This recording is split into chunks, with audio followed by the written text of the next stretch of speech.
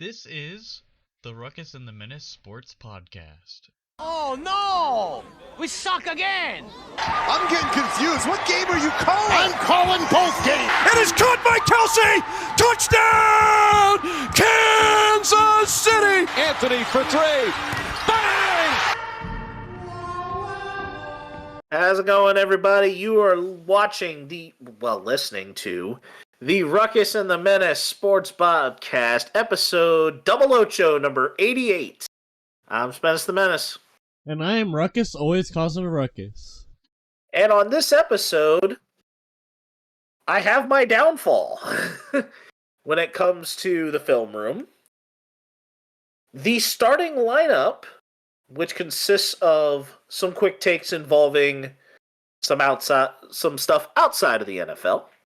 Our Eastwood segment, The Good, Bad, and the Ugly, where for more of them, we actually ended up with two each, generally, this week. Our High Heat, where we get to recap the Super Bowl 58. The High Heat also being that our full season completed grades. Our color commentary talking about NFL honors.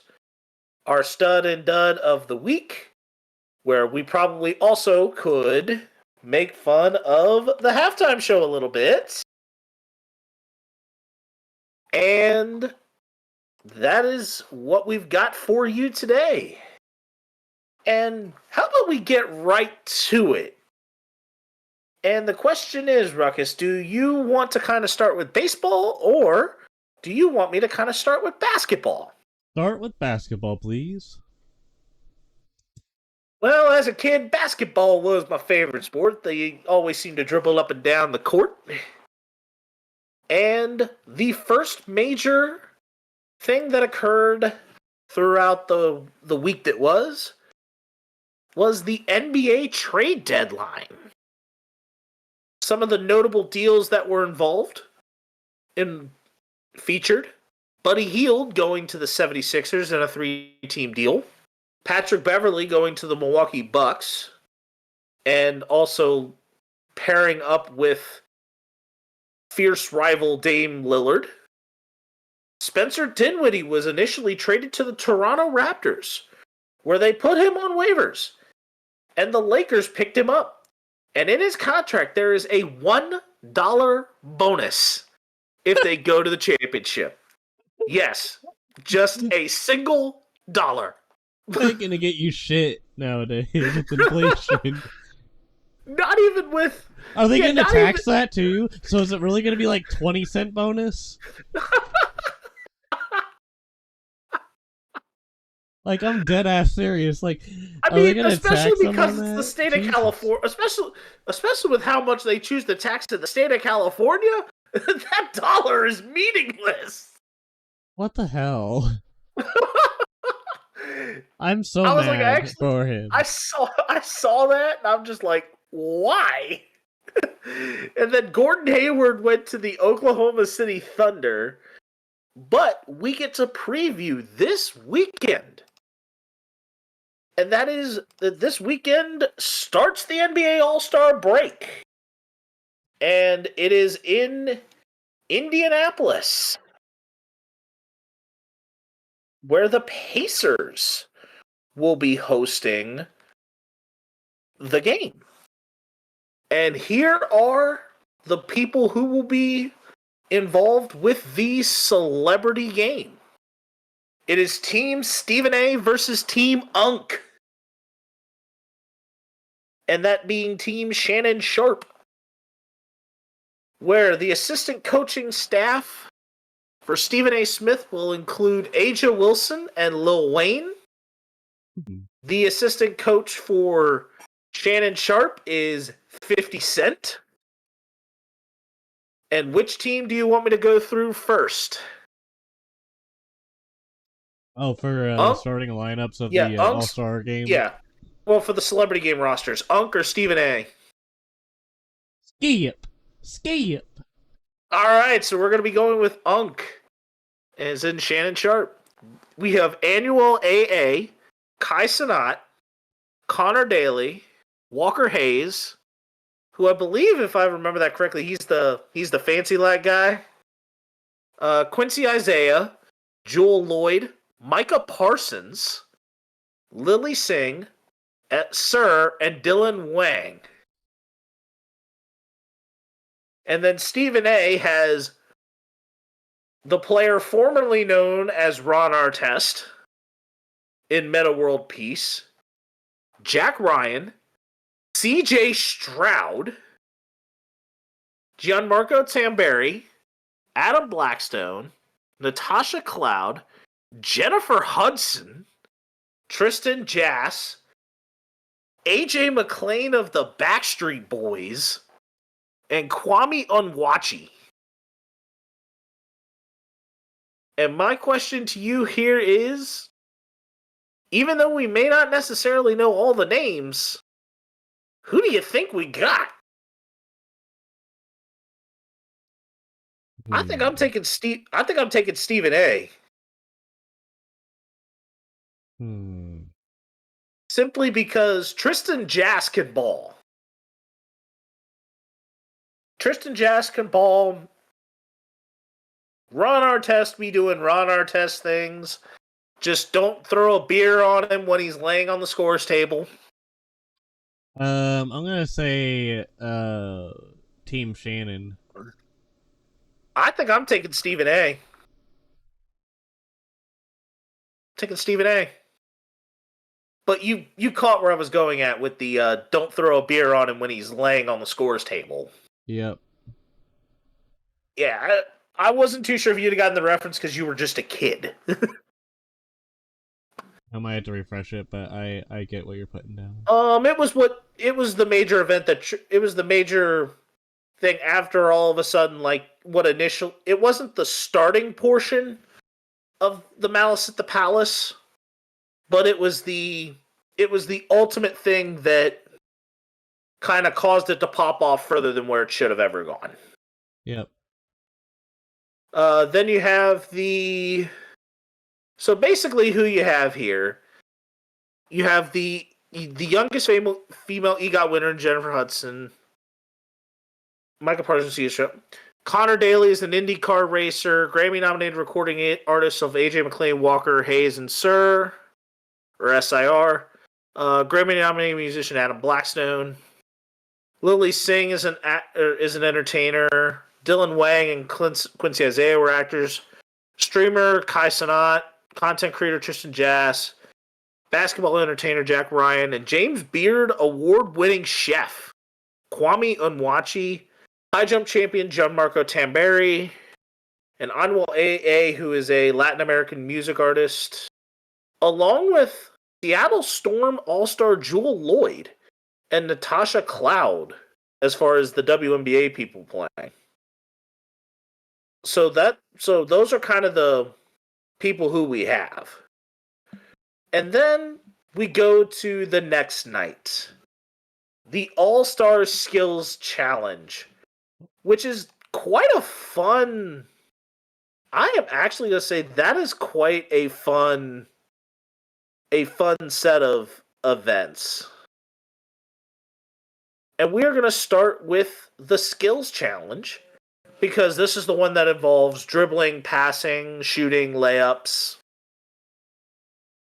And you have the host team, Team Pacers, with Tyrese Halliburton, Benedict Mathurin, and Miles Turner. Team Top Picks with Paolo Banchero, Anthony Edwards, and Victor Wembanyama. And then Team All-Stars with Scotty Barnes, Tyrese Maxey, and Trae Young. The 3-point participants: Malik Beasley, Jalen Brunson, Tyrese Halliburton, defending champion Damian Lillard, Lauri Markkanen, Spida, Donovan Mitchell, and Cat, along with Trae Young. And then your dunk contest competitors are Jacob Toppin, Jaylen Brown, Jaime Jacques Jr., and defending champion Mac McClung. So I think we've got ourselves a decent showing with that.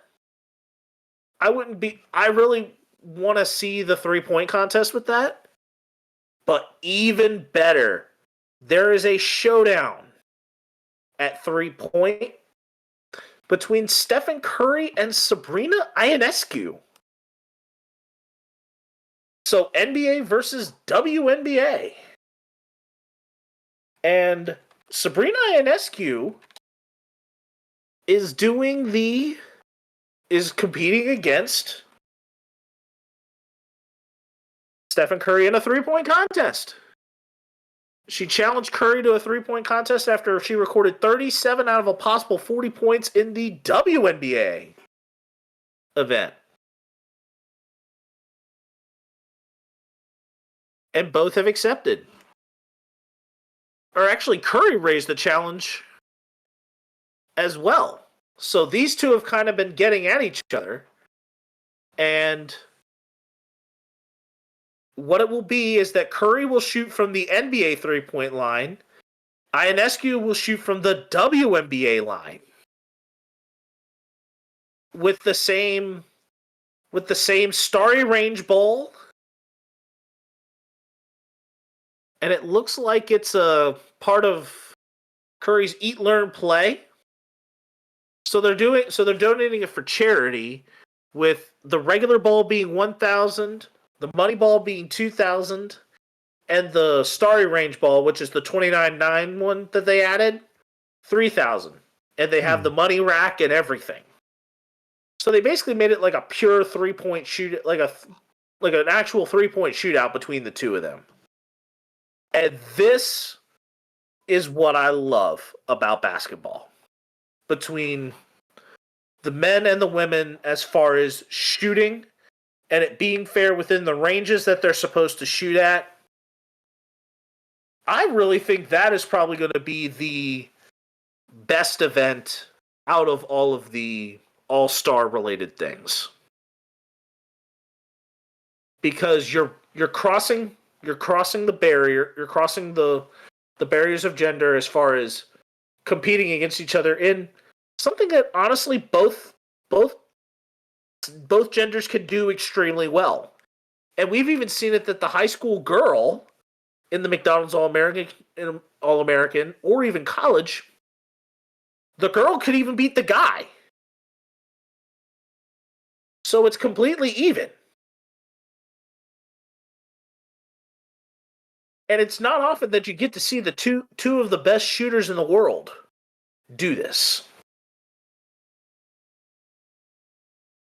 And if that turns out to be a lights out show for both of them, I think that could be our good next week. Yep. So are we done with the NBA? Yep. On to baseball. All right. So in free agency news and in other news of the MLB, Jose Altuve remains an Astro after he gets extended for another 4 years? It was either 4 or 5, but it was a significant extension.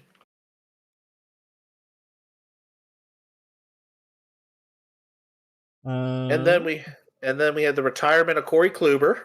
Yes, the man finally decided to hang up the cleats. But who isn't hanging up the cleats is Clayton Kershaw. He remains a Dodger after signing a 2-year, $15 million deal, I believe.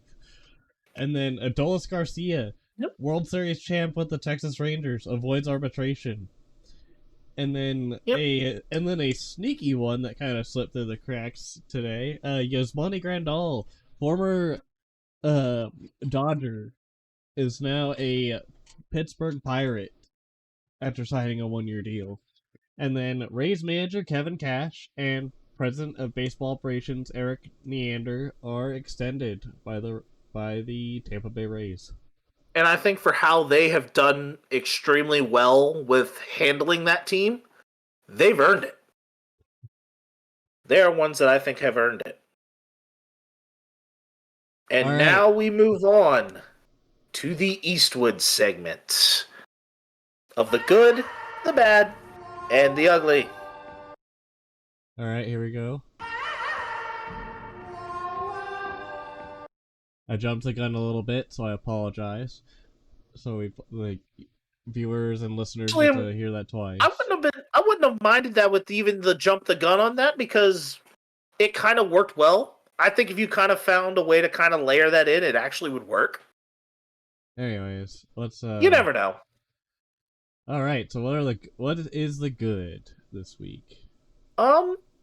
Do we want to start with kind of the one that we just added, or do we want to kind of go on a little bit of a nostalgia trip? So, since I had the idea for the good this week, I'll go with the first one, which we had at the start, which was the Kobe Bryant statue that was unveiled in Los Angeles. And I was not in disagreement on this, because I would have loved to have added this one in there as well. And then Spennis, what do you go ahead with the next one? And I think the next one for me, the good, is the Nickelodeon Super Bowl broadcast. I believe that if you want to talk about having families that may not know a ton about football, but the kids may be interested, or kids wanting to learn kind of some basic things about football while have elements of humor and characters that are more relatable to a kid, as opposed to hearing Jim Nance and Tony Romostradamus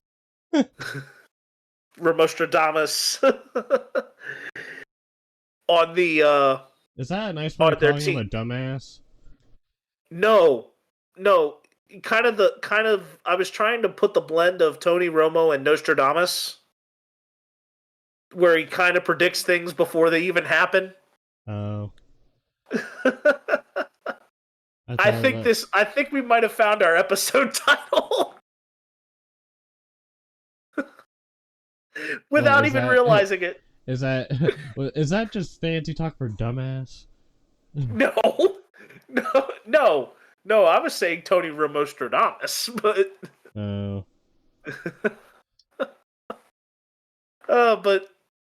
But it brought a good element, because they had characters that, even especially for families as with young kids that may not have known some of the SpongeBob elements of yesteryears, and the adults would get it, including firmly grasp it. Firmly grasp it. Sorry, headphone users. But it was like that element, and talking about Christian McCaffrey and some of the other things, especially involving rules expert Dora the Explorer and sideline reporter Sandy, and talking about Texas with Patrick Mahomes. And yeah, that was funny. I like that. But they had, and then Adam Schefter's daughter is become quite the notable personality when it comes to putting it in a perspective for analyzing for younger children, especially with her being a teenager. Probably no more than a freshman or a sophomore in high school right now. Yeah, she seems super bright for her age. And, well, but I think also along with that, you kind of see those elements. I think you see those elements more so with how she kind of also has the football know-how coming from learning it from her father. Faja. Yep, because her father is none other than Adam Schefter.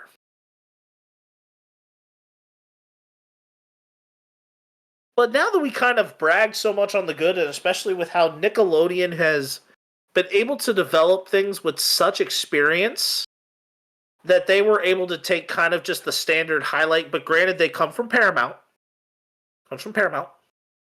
And then be able to transform it, like add their own elements to make it kid-friendly, as opposed to the augmented reality that Disney attempted to do with their Toy Story one, though that was not bad.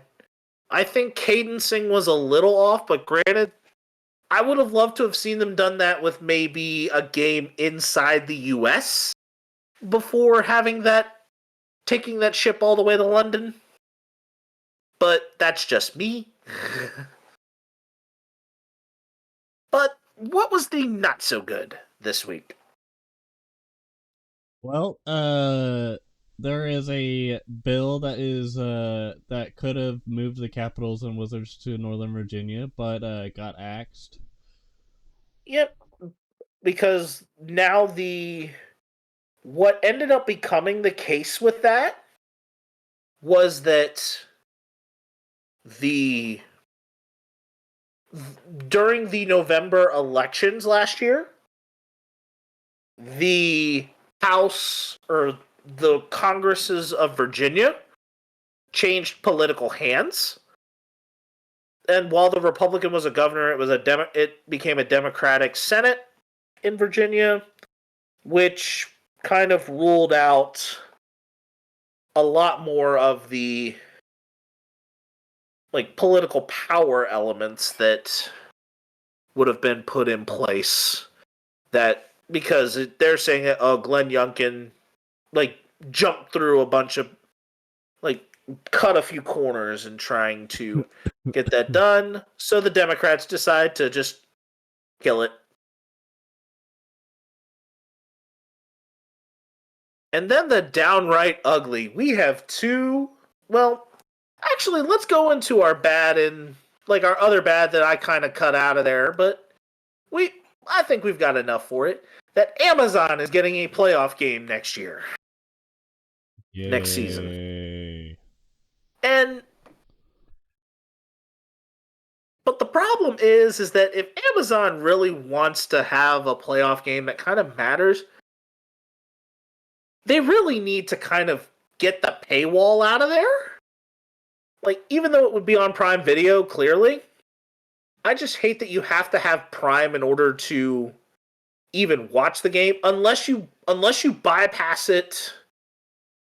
I think there's ways you can bypass it, but there is. Without certain purposes of bypassing it, you're dealing with Al Michaels, who's washed up, Kirk Herbstreit, who we found that kind of knows more about college football than pro ball. But their studio team, their NFL Today style team, top notch. The Amazon thing, I think you can still bypass it if that game is local to your area. It'll just go on the local channel rather than. That's probably true, but if you're out of market, that makes it a little more difficult. Sure. All right, what do we got for our ugly? And our ugly, they are both baseball related in a way. But the big one is excuse me. Former Mets GM Billy Epler being suspended for the 2024 season for fraudulent faking of injuries to players to create open roster spots to sign guys. I mean, granted that I'm not surprised that it's the Mets doing this. But it's also, I'm very surprised that they would just come up with a fraudulent injury to a player. But Buck Showalter was also saying that it's a player hits a triple and a double in the same game, and they want to take a day of rest the next day because they ran around the bases too much. Wusses. I would be happy to take over that job. Especially if it meant millions of dollars. I played flag football yesterday as a quarterback. and had to scramble around for 20 yards, which is about the same, which for a little leaguer, that's kind of the same distance, but actually might have even been a little more that I was actually able to break it out for. But I broke it out for about the same distance of going to just a single base. And granted that I'm not in the best shape that I once was, but I found that I could still do it. And it may hurt, but I did it. I mean, I rumbled, bumbled, and stumbled for a scramble touchdown. But I was also serving up some dots too. I was serving up dots. That's another podcast completed title. passes and some drives. Rumbled and stumbled. There's our number. I like the Tony Romostradamus a little better because I think that one was actually, because if people know what kind of Tony Romo does, it makes sense. Yeah. But that's just a digression. But we have an update on an ugly that we mentioned, what was it, last episode or 2 episodes ago? It was probably an episode or 2 ago. Yeah, it was like within the last couple of episodes. That we now found an update. We now have an update on what happened to the remains that ultimately got ripped off of that Jackie Robinson statue in Kansas. They were found burned in a trash can. And we were talking about this earlier, and I still think it's just wrong, and the culprits are still at large.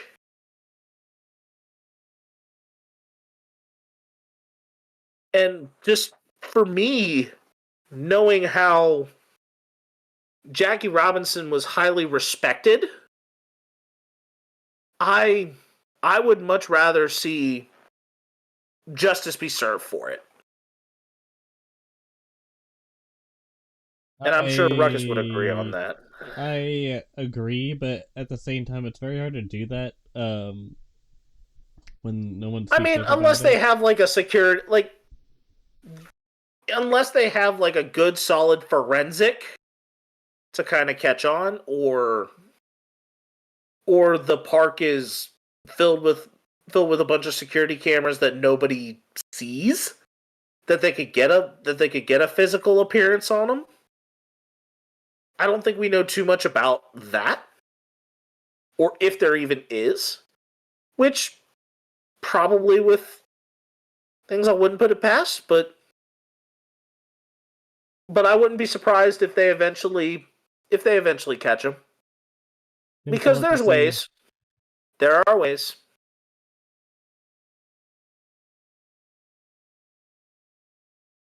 And on that note, I had a 6-point lead going into the film room. I got caught and passed and had the brakes beat off me in the Super Bowl. Viva Las Vegas! Viva Las Vegas! That's about enough out of you. I'm sorry, I can't hear you over the sound of me being up 10 points. What was that, Menace? No, yeah, I got beat by 10 points at the finish line. I got beat at the finish line by 10 points. Okay? You're all but over I there. did not get. And the funny thing is, had I picked the Chiefs, we'd be hitting it a tie. Coulda, woulda, coulda. Like had I hedged at any point,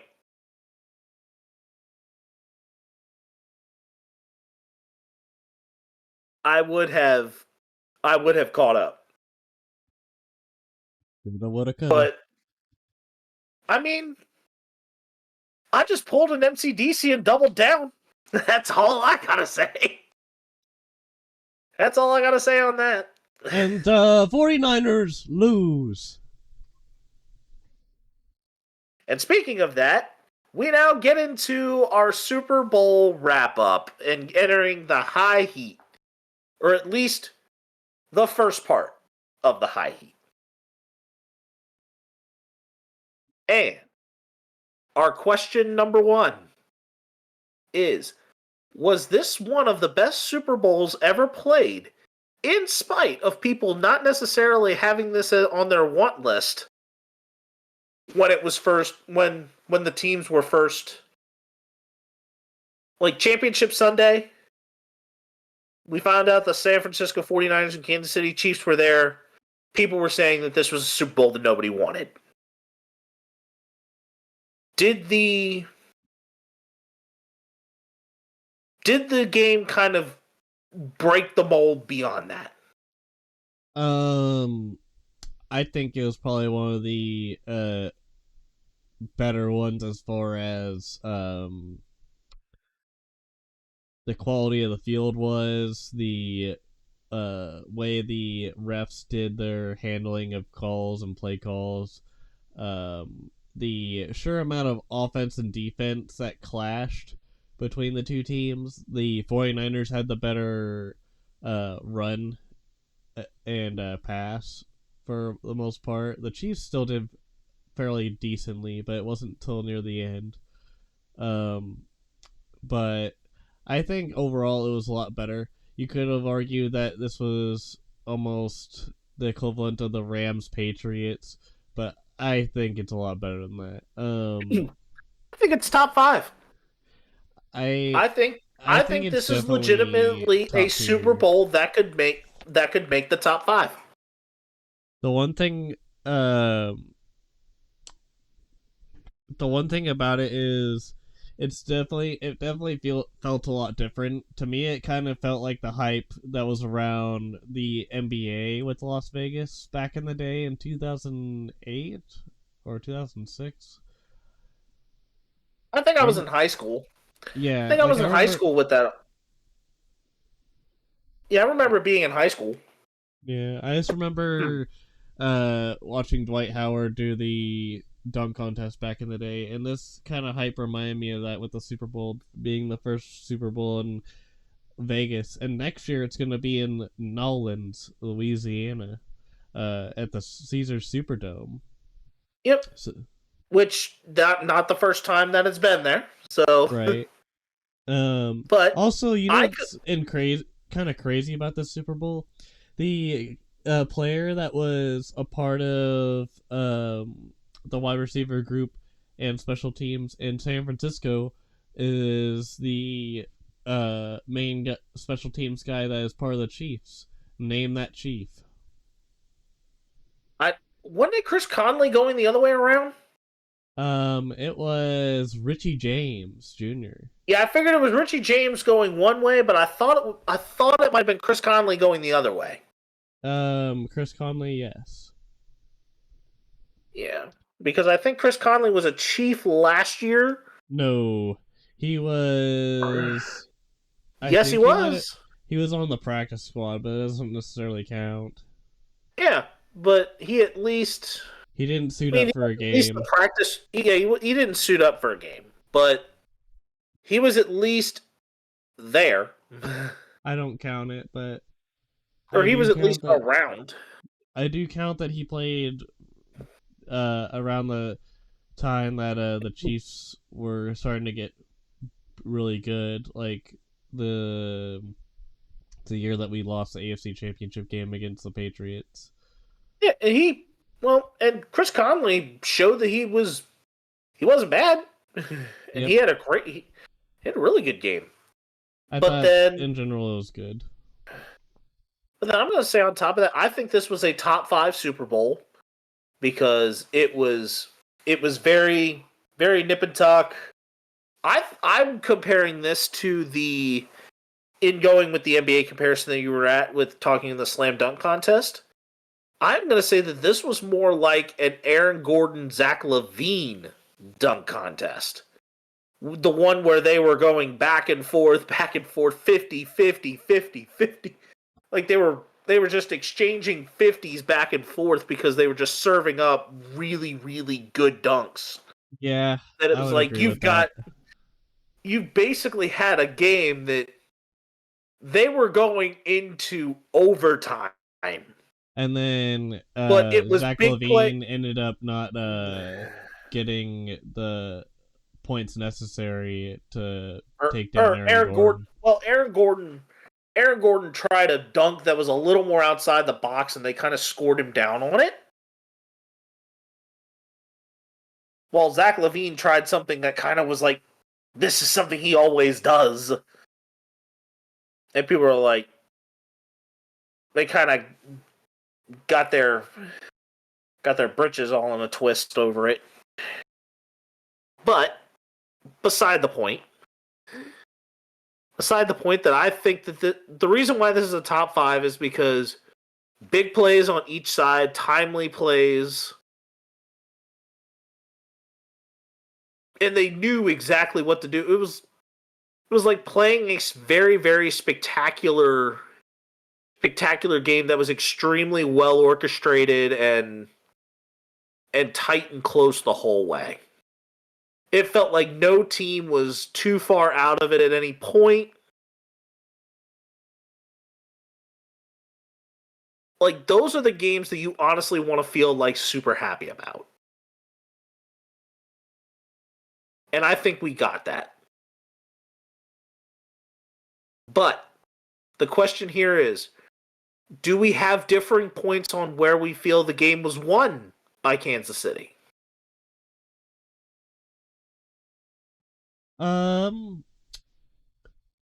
Like we talked about before the show,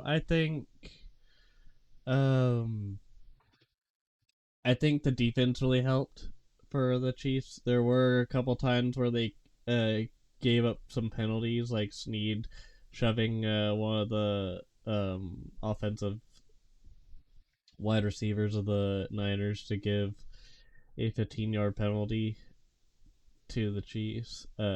To give. Oh, no! He didn't shove him. He slapped him. He Will Smithed him. No, I think he shoved him. But regardless, the defense really helped with that.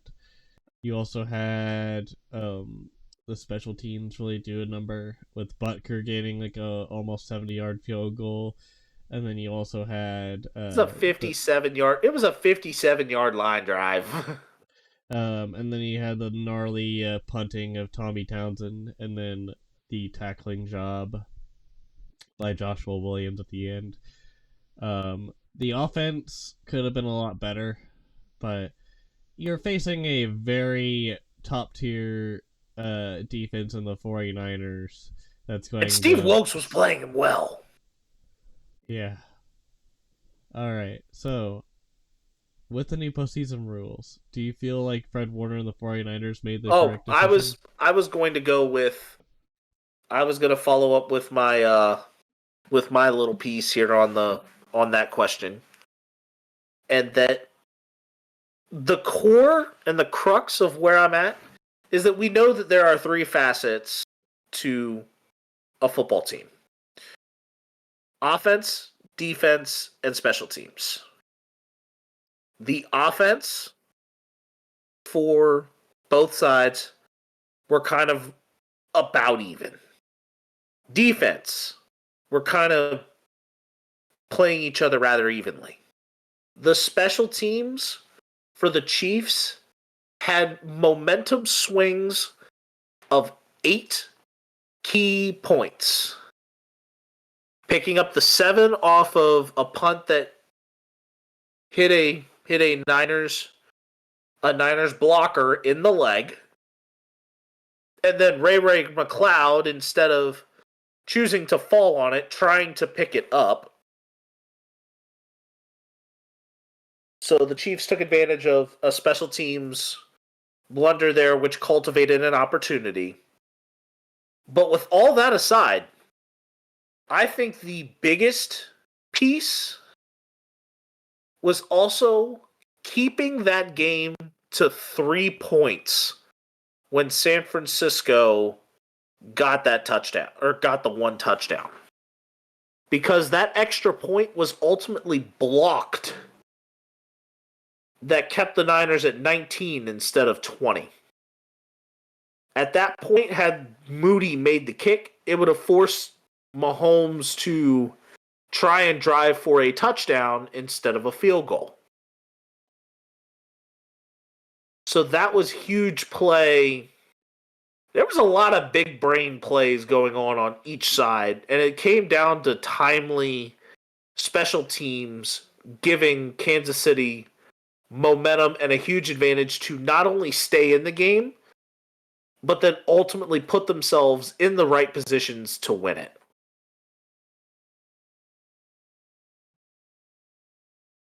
Now, where were we? Postseason overtime rules. Yes. All right. With the new postseason overtime rules, do we feel that Fred Warner and the 49ers made the correct decision? Well, obviously, I'm going to say no. No, because I'm going to say they no. lost. No, because both teams are going to get a shot at the end zone. Wouldn't you rather want to go second in that situation? Simply because you at least then would know what you need to get? Well, another thing is Fred Warner kept on doing tails on the toss regardless. He was just like, tails, and then Tails was not... Calling tails was not a bad thing. That wasn't the worst thing in the world. It was choosing to take the ball first as opposed to deferring.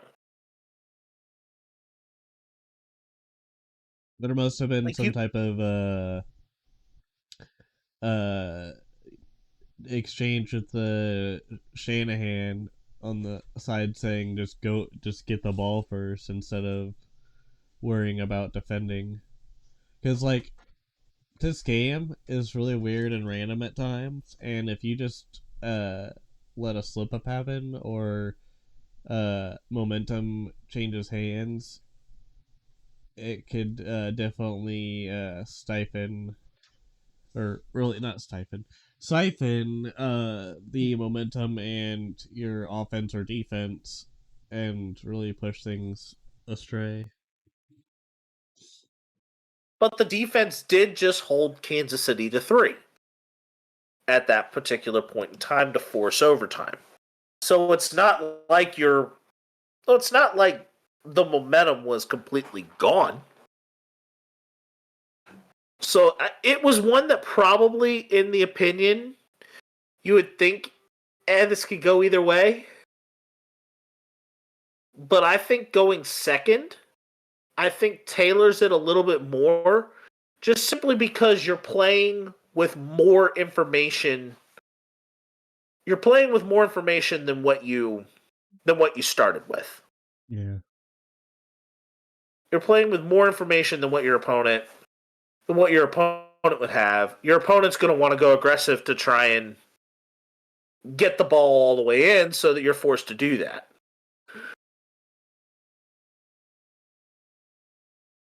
And then if it remained tied at that point, you go into another overtime period and you keep going.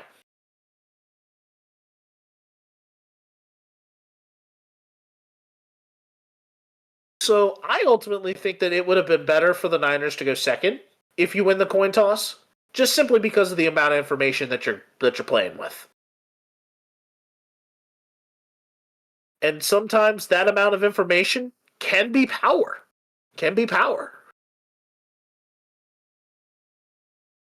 Maybe not necessarily in a game of football, but in other aspects, it's power. It's knowing what you got to do. But now we go to the questions regarding the individual teams. And let's start with the champs. Do the Chiefs make it a priority to get Chris Jones back to lead the defense, or will the price tag for him in particular be too high? And if they choose to pivot away, who may be players that they prioritize in their free agent pool? Because that will start before the draft. I I think their priority is to get Chris Jones, but I don't know at what cost, because last year, or this season, it was literally after the first game he gets signed back. You still have to sign Snead, possibly, if you want him. Or do they let L'Jarius Snead go to another team and have him get the bag somewhere else and trust more on Trent McDuffie in the younger class from a few seasons ago? And then you still have Willie Gay and like a few others. I was looking at Bleacher Report earlier, and our UFAs include Nick Allegretti, Blake Bell, Dion Bush, Michael Dana, Mike Edwards, Clyde Edwards-Helaire, Blaine Gabbert, Willie Gay Jr., McCole Hardman, Richie James, Jerick McKinnon, Derek Nottie, Donovan Smith, Townsend, Drew Tranquil, Prince Takamanogo, and James Winchester. I think, if anything, you re-sign Drew Tranquil, you re-sign Tommy Townsend, you try and extend an offer to L'Jarius Snead for a friendly team option. Derek Nottie, I think you sign him to a small option. McKinnon, I think he retires because he's old and he just came off of some off a groin surgery. Yeah. And then I think Richie James possibly walks this offseason. I don't know about McCole Hardman. We'll have to see there. Willie Gay Jr., I think he gets a team-friendly deal or just straight up walks. CEH is probably not coming back. Blaine Gabbert will probably get signed to a small deal. Mike Dana, I think, gets signed to a small deal, kind of like you would see like with Andrew Wiley a few years ago. I don't think Donovan Smith gets signed because he was god-awful for the money. So here are the projecteds for the franchise tag for franchise tenders and transition tenders. These are projected. They're not quite exact. If they choose to franchise Chris Jones, he will go as a D tackle. And that is at 19 and just a little over 19 and $750,000 if it's an exclusive franchise tag. Yeah, if they transition if it's a transition tag, it is going to be just under 16 million. Now, for Snead, you're at 18.4 million for the franchise tag and 15.88 million, or pretty much about 15.89 million for a transition tag. So franchise tags here for the Chiefs are not cheap because of the two positions that they're in. Are they the most expensive out of the franchise tags? No. But are they absolutely the cheapest? Not exactly on that end either. They're probably sitting at about for Chris Jones, it would be about pretty much right at the middle. And then L'Jarius Snead, it would be just below the middle. I hope this happens. I hope Jones gets the money he wants. But I also want L'Jarius Snead to come back, and I'm not sure about Willie Gay because he was a little bit cryptic. But between the two Pied Pipers, you've got two major Pied Pipers to pay with Snead and Jones. Which one out of the two are you going to kind of say, hey, I want to put my eggs in this basket?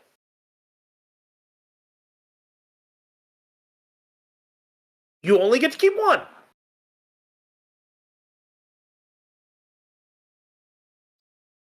Because the Chiefs' cap space is quite limited. I think what you do is you take L'Jarius Snead because he's younger, and Chris Jones I feel like is going to decline soon. because he's 29, 30 years old.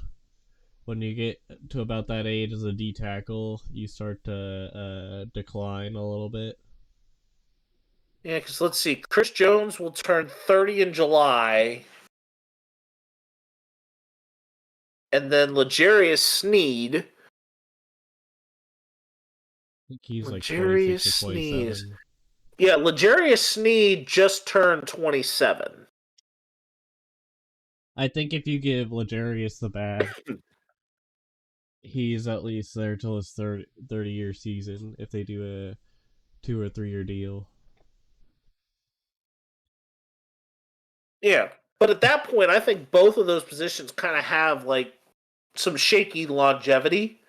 But I think D tackles have a little more longevity than a DB, especially because if you lose a step as a DB, you're generally getting burnt like toast, and then that burnt toast gets cast aside. We don't need another Frank Clark. Because that man wasn't getting anywhere. What the burnt? Was it going along with the burnt toast analogy? Yes, because he got cut by a few teams because he wasn't really producing like he used to, and was just kind of sitting there burnt. Yeah, DN though, or was that a corner? He was a DN. He was like sitting to like the left or right of Chris Jones for the most part. Yeah. I mean, that at that point, it's just O lineman overpowering him, and him not being able to break through. But D linemen are kind of right there in them trenches as well. So they're we need more wide receiver help too, as far as that goes too for the Chiefs offseason. But we should probably say it just depends on. I would be looking more for wide receiver. Tread reasonably in free agency. Look to the draft. There may not be many, but you might find some. Veach is known to find some pretty decent hidden gems. So what you're telling me is he's going to be like 50 Cent and find many, many, many men? Not necessarily in the same concept of 50 Cent with the many men, though. Because those many men wish death on him. Wish death on me. I mean, there's many teams who wish death on the Chiefs, but have mercy on me, have mercy on my soul, until my heart turns gold. I mean, I just was like speaking that in theory and trying to turn that into a 50 Cent rapper. Where has this just digressed into? This is what happens when two minds think alike or don't think alike. Anyways, I would say more so it's thinking alike, but kind of not necessarily trying to find where in the concept this was really supposed to work. Yeah. We should probably transition to the 49ers. Yes. Down to the defeated. Has Brock Purdy finally proved it to the people that scrutinized him as just a game manager that he could be a championship quarterback?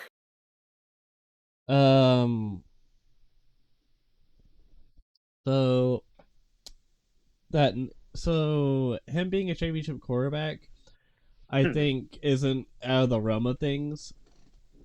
I think that whole system that the 49ers have right now, because they could choose not to pay him the big bucks right now, but then next year, whenever he is eligible, they could start thinking about paying him. I think the weapons around him, like McCaffrey, Kittle, Ayuk, Debo, and others, being a good thing. Then you also have the defensive side. I think Purdy's a good game manager. He showed it in the Super Bowl. he showed that even under huge, intense pressure in the big game, that it didn't really matter a whole lot to him. He was still making plays. Like, in the beginning of the game, he throws a nice little pass to Juszczyk, and that goes for like a 20-yard or 30-yard gain, like in the first half. Like, quarterbacks that, or players that have not played in the big game before, usually fold under that pressure. And Purdy did not. So I think the people scrutinizing him need to go touch grass or find their happy place, because I think it's ridiculous that people will scrutinize over the dumbest things like that. But I do that kind of crap all the time when it comes to different other topics of discussion for like different players. Is the word, are the two words game manager necessarily the worst?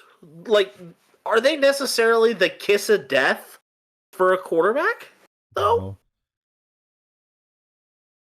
These quarterbacks are dealing with calling a game. Generally, sometimes those plays being called in the plays being called in the huddle, plays even being called at the line, making defensive reads and everything on the fly, because the coach can only see it from a certain amount. The quarterback is seeing it like directly in front of him. Sorry, these quarterback, like, to take the position of quarterback and say, oh, he's a game manager, that's basically saying that this quarterback plays chess, not checkers. These quarterbacks play chess, not checkers.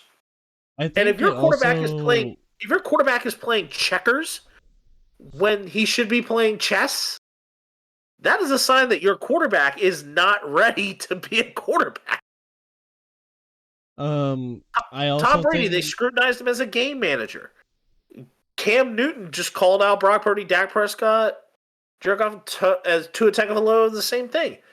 But if you're a game manager, you're controlling the game. Like, you're basically controlling the game the way you need to and putting yourself in the best position to win. Even Mahomes can do it. I think it also helps to have a good system around you. Like, Kyle Shanahan does it in a certain way that not everyone would do it, and the same can be said about Andy Reid. Like, Andy Reid is more of a, let's try to get people comfortable with the system and whatnot, and build around that. And to me it feels like the Kyle Shanahan experience is more like a box set, whereas the Chiefs are more as a do as you go kind of thing. They're more of a subscription based thing where you'll buy into the subscription, and certain things will change with that subscription. Different content is going to be moved in different places. You know what I mean? Like, different plays are going to be done at different times. Yeah. And they can change it from here and there. Whereas with Kyle Shanahan, it's like, okay, you have a box set. You have this. We're stuck with this talent right here, and we're just going to revolve around our box set, which is our quarterback. Yeah, saying that a quarterback is a game manager is not a kiss of death. It's almost like a badge of honor. It is a badge of honor. But Brock Purdy has shown that with his game management skills, in terms of being in that fit with Kyle Shanahan, the ceiling on him has been raised, is kind of the best way to say it. Granted that the ceiling on Mahomes has been sky high for years.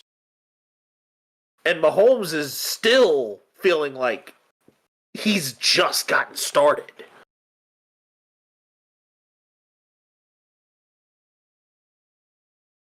And that for the NFL should be an extremely scary proposition.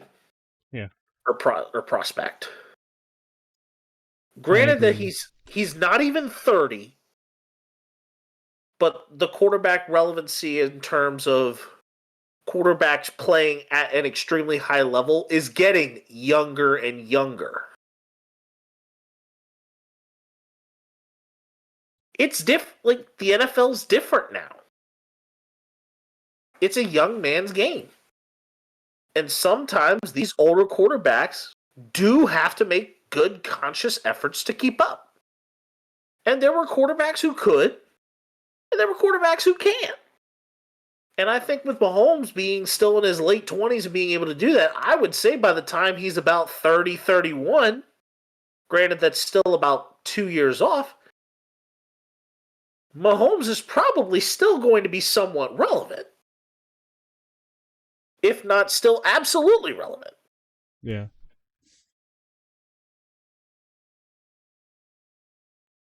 But upon that note, in talking about the relevance of quarterbacks, we now will talk about some of the relevance of teams this season. And our Super Bowl wrap-up is complete. And now we go into the NFL season grades by team. Ruckus, I would love to eventually just have this graphic up there on the screen, kind of our little season graphic of some kind, like on the actually on the podcast thing, so that people can just kind of see where our frame of reference is as we talk about some of these highlights. Okay. And the first one here that we were going to talk about here is the biggest surprise team this season. Kind of really, we didn't necessarily project them high, but they kind of came out of nowhere and really, really impressed us. And we both were in agreement. It was a unanimous decision that the surprise team is, and I'm sure you could probably add a drum roll sound effect here, The Houston Texans. Yes. The Houston Texans this year ended up getting an A+. Why? Because they were a dumpster fire. We were absolutely wrong about the Houston Texans back in August. Well, we also didn't know how much of the dumpster fire was going to be put out by all this new talent that came in from the draft and just from other free agency signings and talent that they already had. I didn't know about Nico Collins, and Tank Dell did pretty damn good for CJ Stroud. And then Will Anderson Jr., whoo! Yeah, I basically just said it in layman's terms. I kind of just left that in layman's terms. In that we just did not... We were absolutely wrong about where the Houston Texans were in perspective to where they ended up. Yeah. And that is why we are highlighting the Houston Texans as kind of our biggest surprise and probably really our most improved team this season. And the ceiling is sky high on CJ Stroud. And an incredibly likable quarterback too. And our biggest disappointment, we both were in agreement on this because this team, we really, really had them kind of much higher ranked. Granted that the injury bug hit them. But when push came to shove and the lights got bright, the Jacksonville Jaguars, and throughout my time at Madden talking about them being Duval Nation, were blinded. We're blinded by the light. Yep. And we gave the Jacksonville Jaguars a D for that specific reason. But mama, that's where the fun is. Sorry. Where were you going with that? Because it took a little bit to get there, but I think it was a dumpster fire. I wasn't thinking that was going to be a complete... Sometimes it's fun to watch things burn slowly. but that's okay. But the Jaguars were. I think the Jaguars were more affected by just injuries and slight underperformances rather than it being a complete dumpster fire. I think that injuries were more so their main thing. Yeah. The team that is most likely to become the most improved team in the NFL next season. And out of those, where do you think we end up? Well, you put the Tennessee Titans, which I could kind of see that. I think they're going to be a slow burn. I think they're a mindset change. They're a mindset change that could be very, very interesting, especially if they get receivers in free agency to kind of complement some things.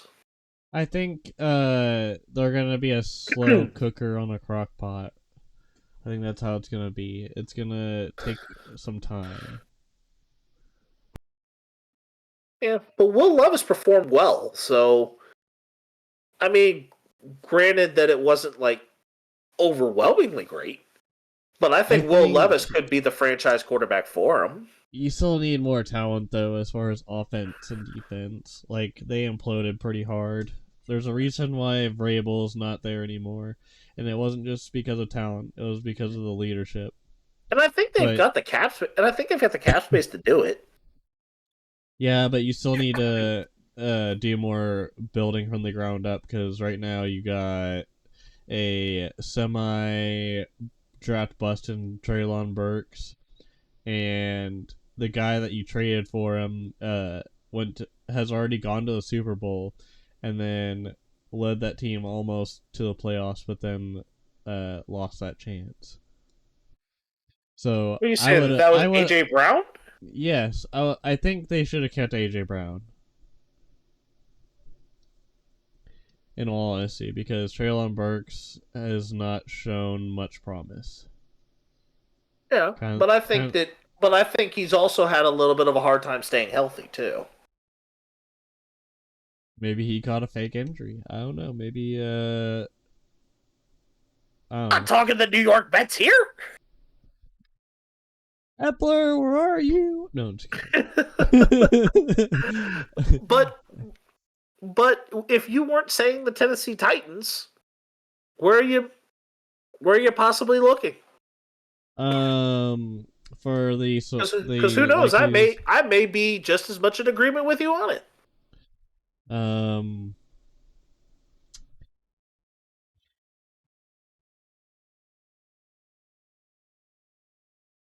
Because I see a couple of different possibilities.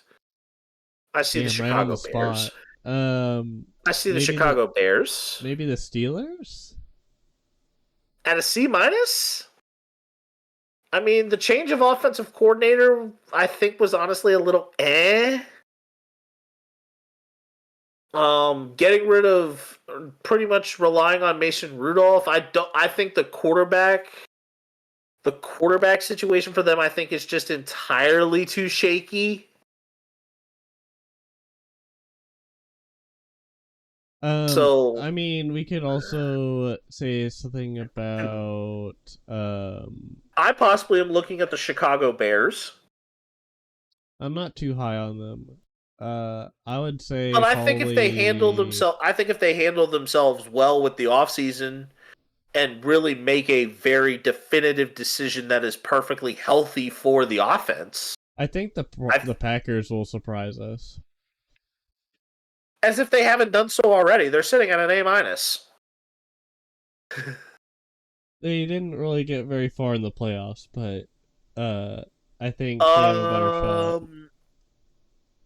They got about the same distance as the Houston Texans? Okay.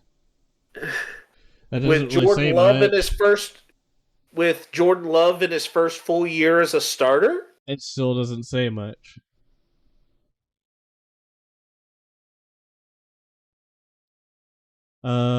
You may not see that. I've seen the Chiefs and how bad they were in the whenever it came to the playoffs back in the day with Matt Castle, and we used to think, oh, they got to the playoffs every year, but they didn't get anywhere close to the championship game or the Super Bowl like they're doing now. And that's why I mean what I mean when I say they ain't shit. Well, I'm saying that it's like, yeah, that I think the Green Bay Packers do have a little bit of a way to go. They're still young, but they're still young. They still have a I think they'll core that surprise though. I think the Green Bay Packers next year are kind of going to be more like the potential of the Detroit Lions this year, where we kind of have now we've gotten a sample of what's coming. Yeah. It's like we've gotten that really good advanced screening before actually taking in the full movie that is possible. Or like playing a premiere demo before actually getting the game that we want. We've seen the sample. Now we just need the sample to translate to the actual product. Yeah. Alright. Most likely to disappoint?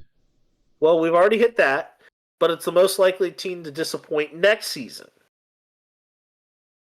And I am actually going to say it's the Baltimore Ravens. I second that.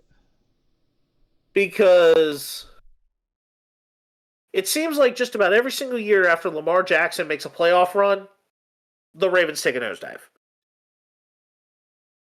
And I think that their defensive coordinator his season after an MVP race usually is not the greatest either. Yeah, it's generally a nosedive. You're going to see, and we're going to see that happen. Do you think that he gets on the cover of Madden again? No. Why not? He's the MVP. Josh Allen wasn't the MVP last year. And got it. He also got the Madden curse, too. Yeah, but I don't think it'll be Lamar Jackson again. I wouldn't be surprised if we see... I wouldn't be surprised if it is Tua Tagovailoa. I have Tua as an option. What if they put Kelsey on the cover? That'd be hilarious. I would die laughing if it was Travis Kelce. Or if you put Travis and Jason on it. Or what if you put Travis and Taylor? That would piss off all the NFL fans if you put Taylor Swift on the cover of Madden. I don't think anybody would buy it at that point. But here are a few names that I could see potentially having the cover athlete be possible. Tua Tagovailoa, Justin Herbert, CJ Stroud,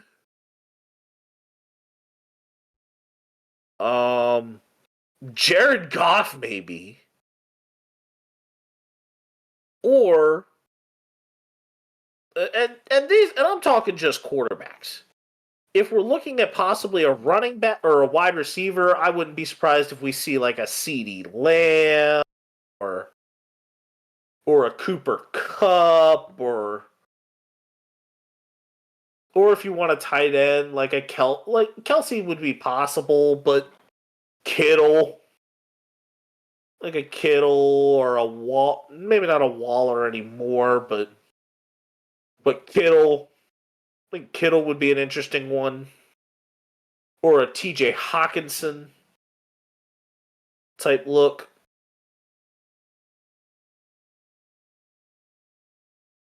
But in that digression, a team that we will see a true improvement, and I'm talking we honestly will see that their grade will go up at least by 2 steps. For example, if the Colts are at a C+, they're going to get to at least a B.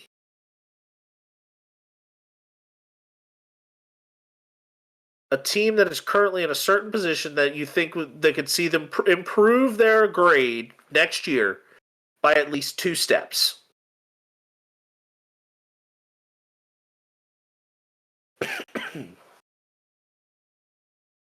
And the Fs are probably going to be guaranteed, so low-hanging fruit can kind of get out of there. Any one of them that have an F at this point have nowhere to go but up. What about the Vikings? I think the reason why we had the Vikings at C was simply because Kirk Cousins of just down. injuries and they had a them's the breaks type year. I think the Vikings are hingent upon this offseason, but I could see that. I have the Colts. As an option. Then I think they could really push themselves from a C plus to a B. Especially because Shane Steichen is an offensive coordinator that is an offensive head coach that has kind of shown that his system does have some good working pieces that can kind of work well. I think that the Colts could draft extremely well to kind of build upon that. And they were right there on the cusp of potentially making the playoffs. And they just missed. So it is entirely possible. And we have the team that is most likely to truly suffer a setback next season. The Dolphins. I think the Dolphins, it's probably going to be guaranteed. But also the Jets too. I think the Jets more so because of A-Rod. I think Aaron Rodgers is going to make this a very, very interesting proposition or position. But I think if it's not the Dolphins, sitting at a B, I think another team that I think could truly find themselves in suffering a setback. Is it bad that I also could say the Cleveland Browns? Well, yeah, because you have a very big cap hit with Deshaun Watson that starts. Yeah, and that he has not been able to stay healthy. He didn't get enough people to massage his shoulders, you know? Well, that's beside the point. And and last but not least, the teams with the greatest need to get the offseason right to have true improvement. And I think the two teams I had were my own team and the Chargers. And I think the Commanders are making steps in the right direction, but there are some steps that absolutely scare the daylights out of me.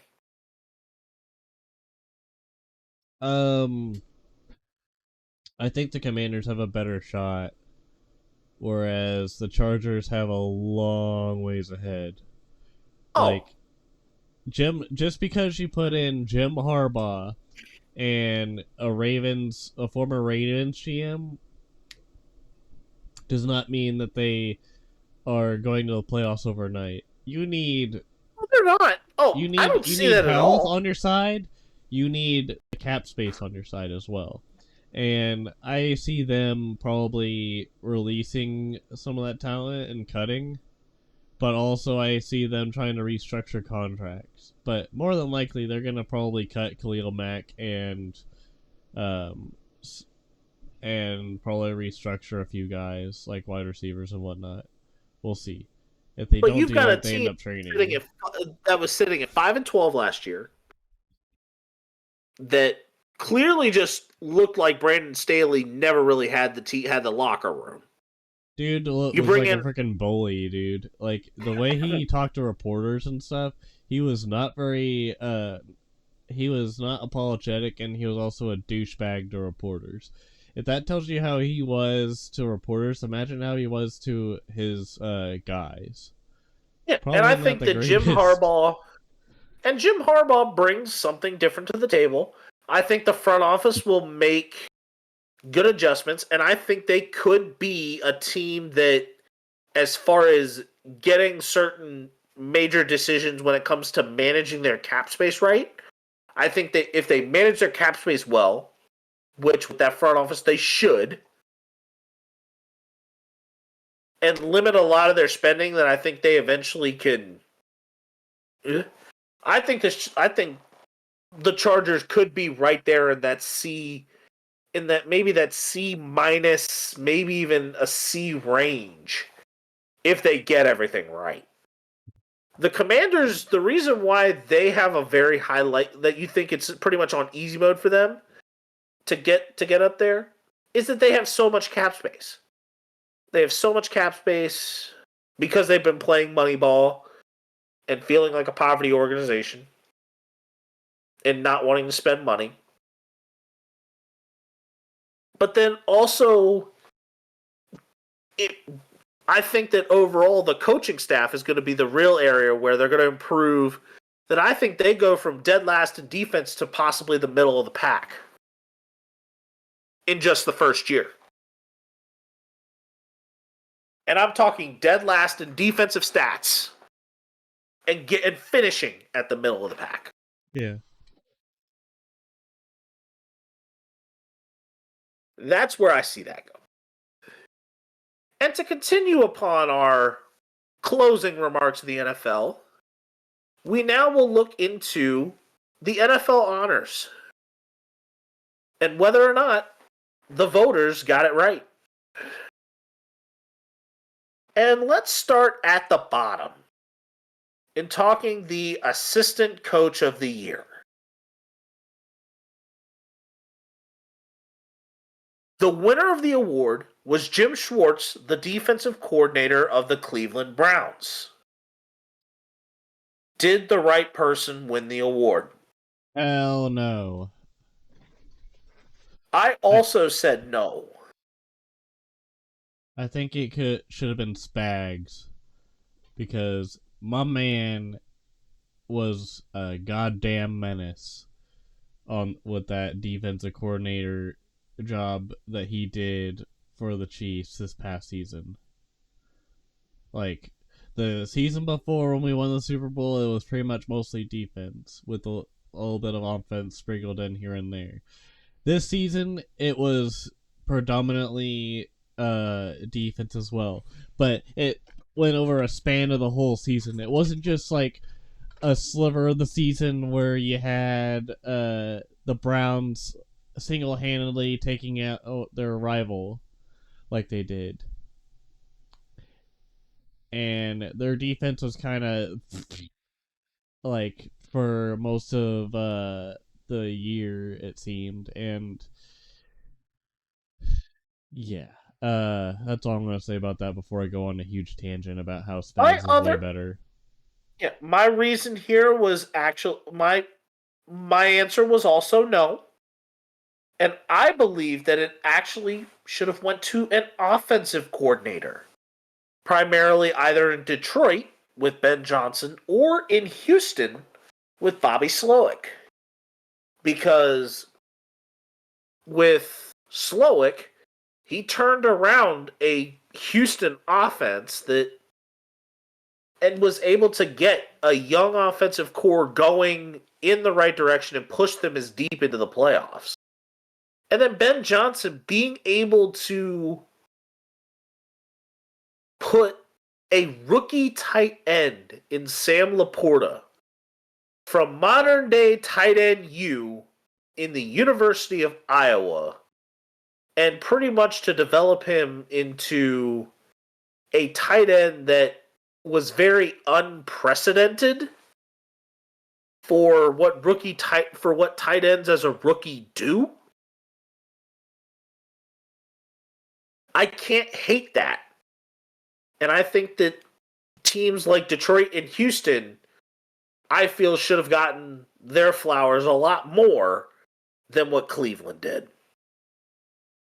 And speaking of Cleveland, again, the coach of the year went to Kevin Stefanski over DeMeco Ryans by one single first place vote. Did they get it right?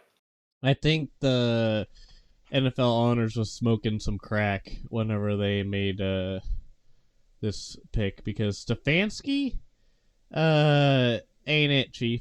Not only, yes, he had to fumble like 4 or 5 different quarterbacks, but come on, it's the frickin' Browns, for Christ's sake. I think D'Amico Ryans, for his first year, getting into the divisional against the Ravens speaks louder than what Stefanski did. And the same could go for Dan Campbell as well, getting to the NFC Championship, but losing. But he got farther than a lot of people thought he was going to, especially for the Lions, which is known for being kind of mediocre and or always losing on Thanksgiving. But my guy Dan Campbell over there tried to take care of business and just fell a little short. But Stefanski needs to get out. For me, I'm going to say not exactly. If they were going to keep the same semantics with Stefanski being in the Coach of the Year conversation, it should have been done in with D'Amico Ryans. Or D'Amico Ryans winning the Coach of the Year award outright.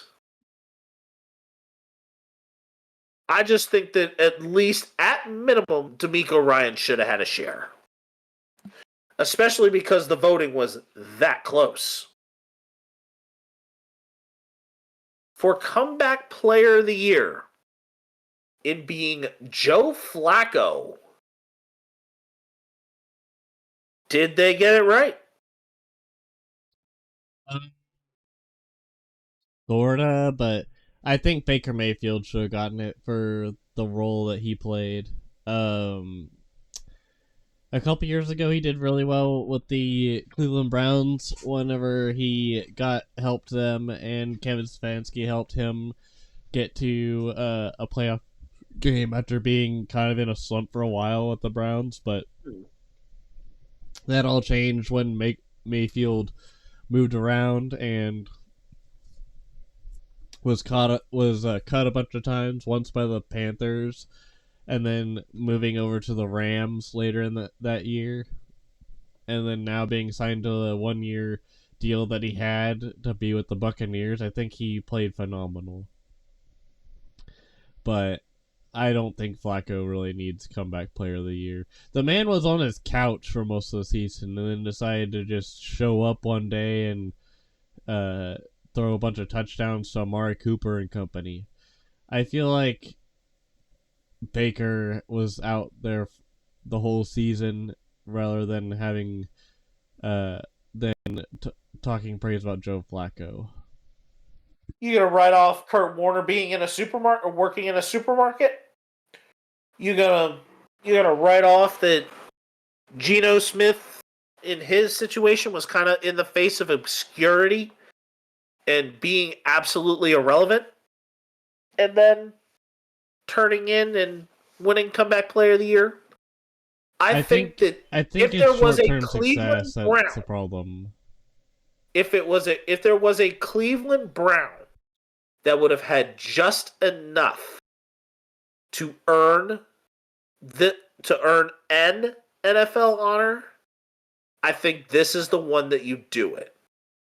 Baker Mayfield probably had a close second, because even though he had that 1 year and kind of was solid enough and has done enough to earn his extension, I think that this is just enough in the sense that I think Joe Flacco could ride into the sunset just like an Alex Smith in this situation and feel absolutely okay about his career.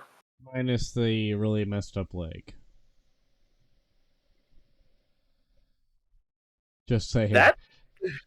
I mean, don't get me wrong, that may have been a part of it, but I was trying not to have the gruesome element come out. Well, I mean, I'm just putting it out there. It's the concept I was going with was a same, but different.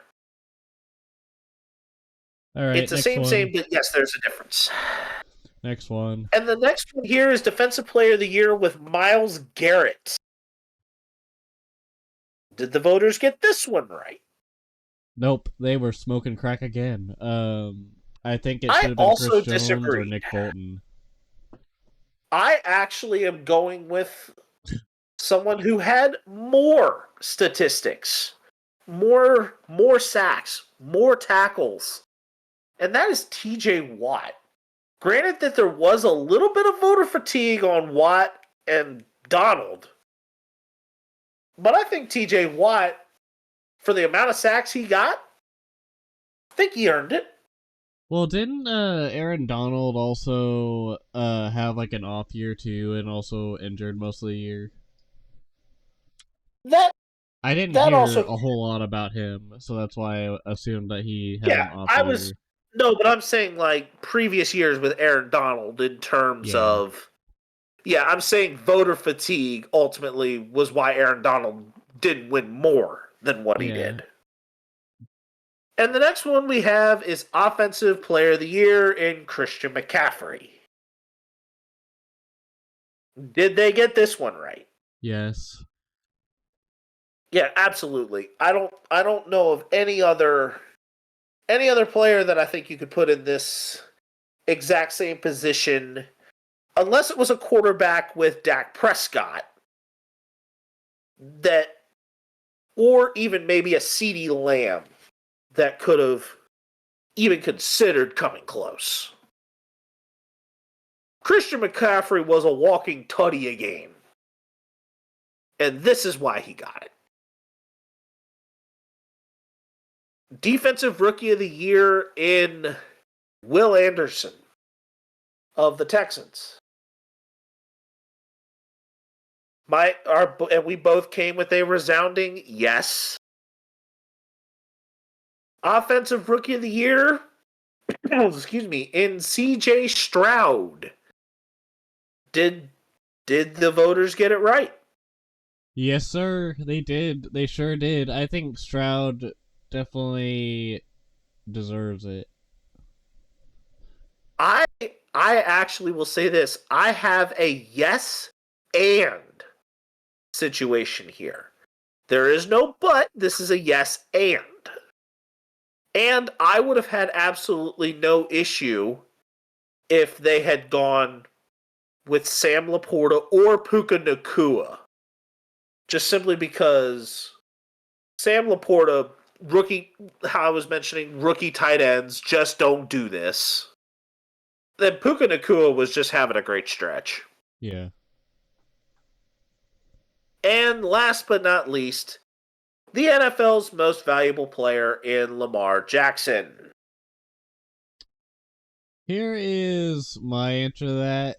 It's kind of like that emoji where it's like, like, I guess. I'm not sure. Like, I honestly just don't care at this point.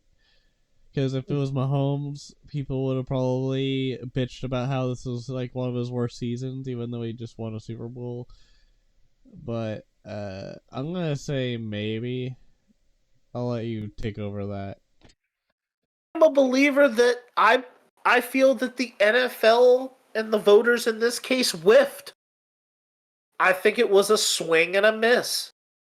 Because, again, for me, when you're thinking the most valuable player, I do not believe that the numbers favored a Lamar Jackson being an MVP. They were incredibly undeserving. And I am actually one that will say that, for me, I think the MVP should have been Christian McCaffrey.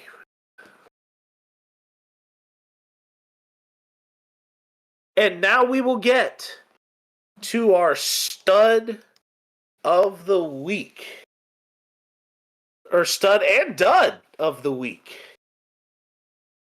And Ruckus, I will let you take it away. Alright. Headphone users, I'm sorry to do this to you. But the Chiefs are back-to-back champs, baby. And we couldn't have done it without the refs. And we couldn't have done it without Taylor Swift. But in order to do that, you gotta fight for your right to party. All right, and then I think we could have taken the refs out of it because I don't think none of the refs had a horrible call. Says the guy that lost by 10 in the film room. Hater. But I also am gonna say that I think the Taylor Swift piece was a touch unnecessary. But anything's unnecessary if you think it's a touch unnecessary. My honorable mention for this week is Jeremiah Fennell, a kid news reporter from Las Vegas, interviewing Super Bowl superstars during Media Week, including Travis Kelce, Patrick Mahomes, and George Kittle.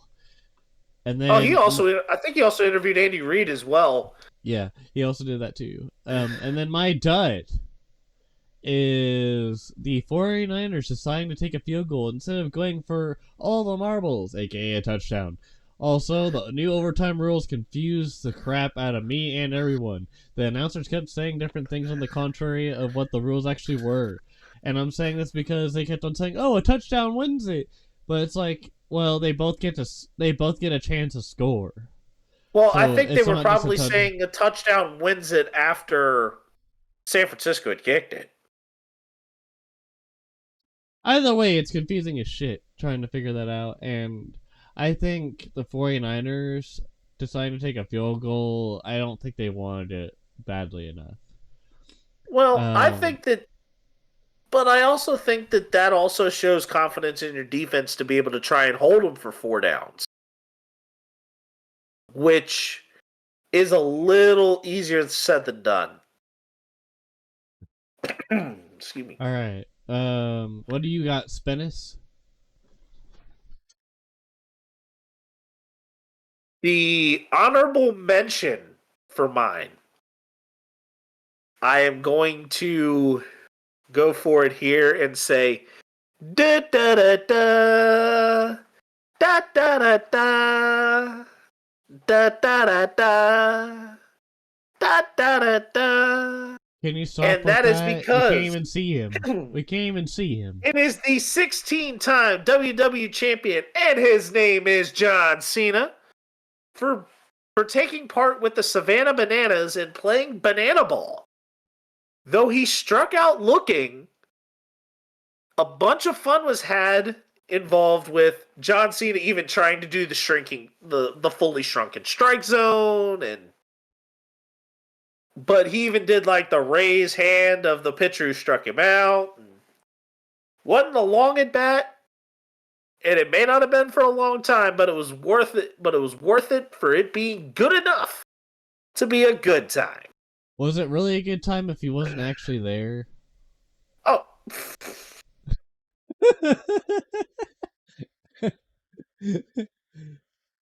You can stop now.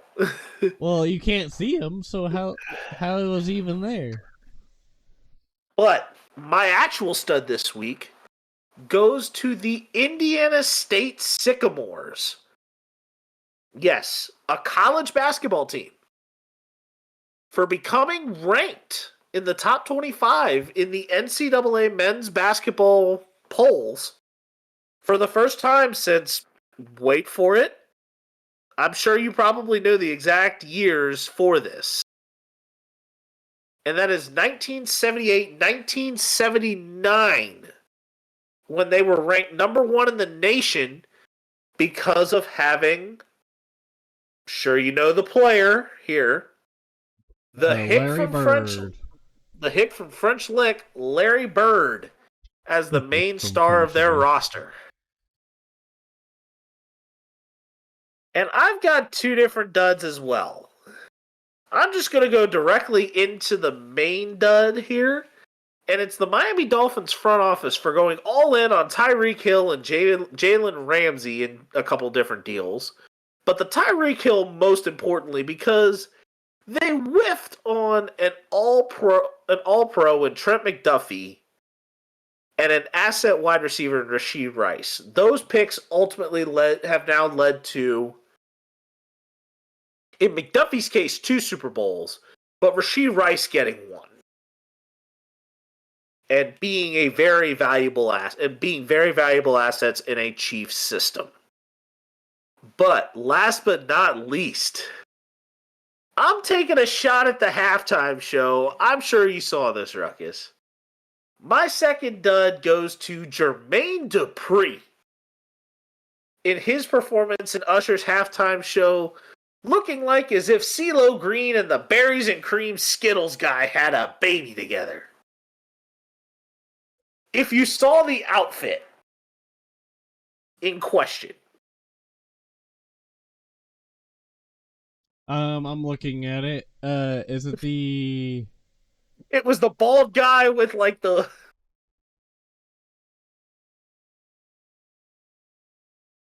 With like Well, almost I'm like trying to find the... There we go. Zoom in. Yeah, he looks like if he looks like a shorter. He looks like if you took. Actually, instead of that, I think it's CeeLo Green's stunt double. Yep. I mean, granted, we're getting new Gnarls Barkley music at a certain point, but yes, that looks like a body double. Crazy. I think you're crazy. It is a CeeLo Green. It looks like a CeeLo Green head mixed with the Berries and Cream Skittle guy's body or outfit and put together.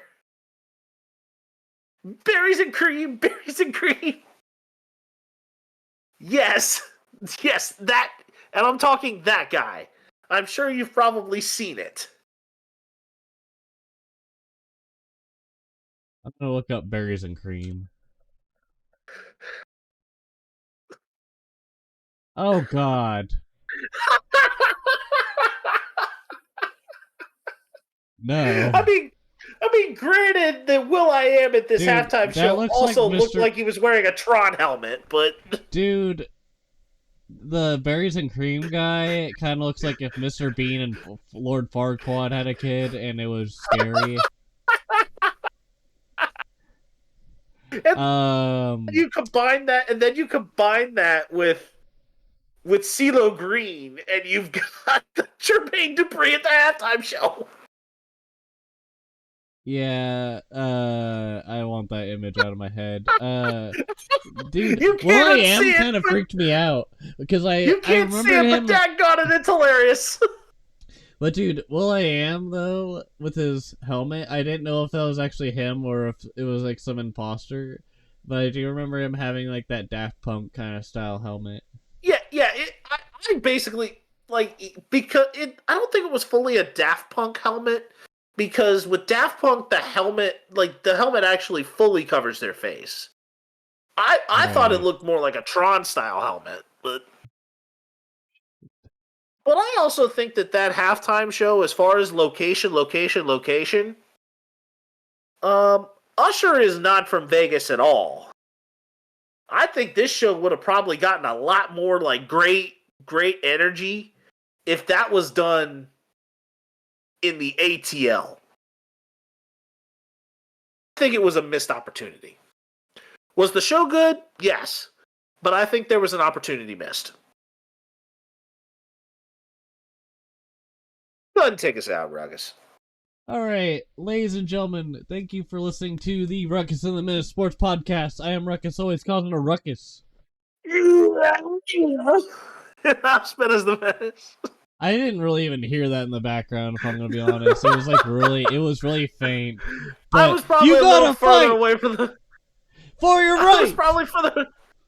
to party! What?